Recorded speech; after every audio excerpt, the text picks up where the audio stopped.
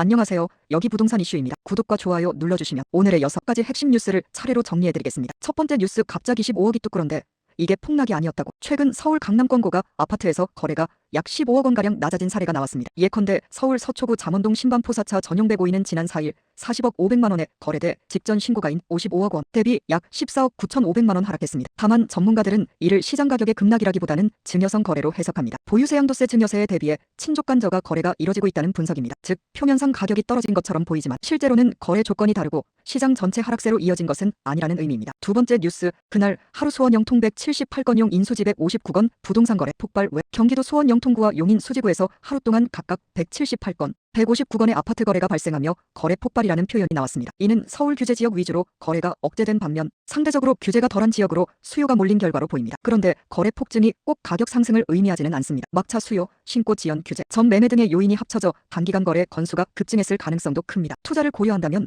공급 여건 향후 규제 등 리스크도 함께 살펴야 합니다. 세 번째 뉴스, 2% 주담대가 6% 됐어요. 좀 그만할래요. 저금리 시기 연 2%대 주택담보대출 주담대를 받은 이들이 최근 변동형 금리 재산정 구간에 접어들며 금리가 연 6%대로 올라 이자 부담이 커지고 있습니다. 시장금리, 은행 채금리 상승, 대출 총량 규제 강화 등이 복합적으로 작용하면서 대출 감당 능력이 주요 변수로 떠올랐습니다. 즉 과거 금리 낮을 때 대출 받으면 괜찮다는 인식은 현재 통하지 않고 있으며 실수요자라면 이자 부담을 다시 점검해야 하는 시기입니다. 네 번째 뉴스, 청년 안심주택 보증보험 문턱 낮춘다더니 서울시 HUG 논의 표리. 서울시와 주택도시보증공사 HUG가 청년 안심주택 사업자의 보증보험 가입 요건 완화를 두고 협의 중이지만 아직 결론을 내지 못했습니다. 현행 LTV 주택담보 인정 비율 60% 이하 등의 조건을 80%까지 완화하는 안이 제안됐지만 리스크 부담 책임 분담 방안 등에 대해 양측이 입장 차이를 좁히지 못하고 있습니다. 이로 인해 청년 임차인 입장에서는 제도가 발표되었음에도 여전히 불안 요소가 남아있는 셈입니다. 다섯 번째 뉴스, 서초 서리풀 개발 놓고 국토장관 속도 내라, BS 주민 졸속 행정. 서울 서초구 서리풀지구 개발 사업을 두고 김윤덕 국토교통부 장관이